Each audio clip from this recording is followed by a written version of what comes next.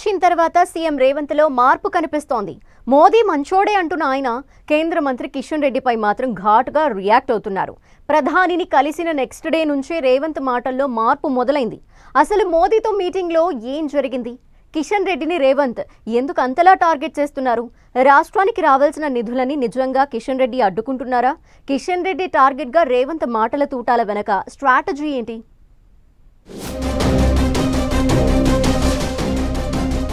ఫిబ్రవరి నెలాఖరులో MLC ఎన్నికలకు సరిగ్గా ఒక్కరోజు ముందు ఢిల్లీలో ప్రధాని మోదీతో సీఎం రేవంత్ భేటీ అయ్యారు.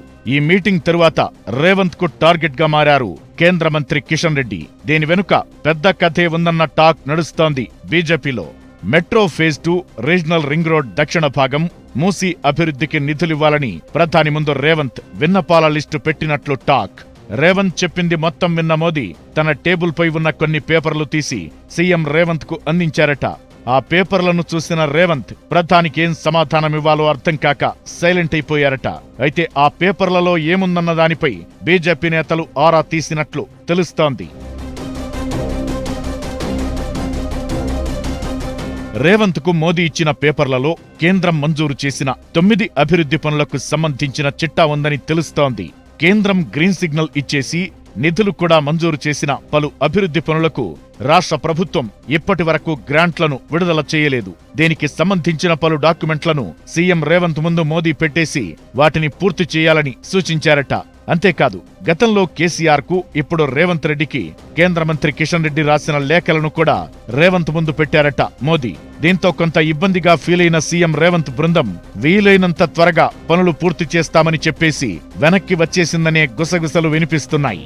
అయితే ఇది మనసులో పెట్టుకునే కిషన్ రెడ్డిని సీఎం రేవంత్ టార్గెట్ చేస్తున్నారంటున్నారు బీజేపీ నేతలు.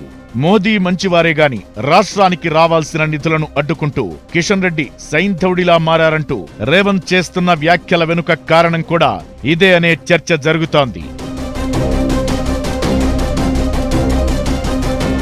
మోదీని కలిసేందుకు రేవంత్ ఢిల్లీ వెళుతున్నారని తెలిసి సీఎంకు రాసిన లేఖలను కిషన్ రెడ్డి పీఎంఓకు అందజేసి ఉంటారని, అందుకే ప్రధాని అలా వ్యవహరించారని రేవంత్ మనసులో పెట్టుకున్నారనే చర్చ జరుగుతోంది కాషాయ దళంలో.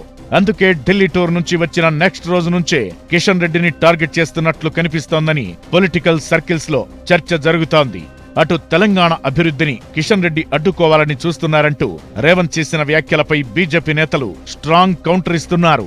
నిజంగా అలా అనుకుని ఉంటే మ్యాచింగ్ గ్రాంట్ కోసం, ల్యాండ్ అక్విజిషన్ కోసం ముఖ్యమంత్రికి లేఖలు రాయాల్సిన అవసరమేంటని ప్రశ్నిస్తున్నారు.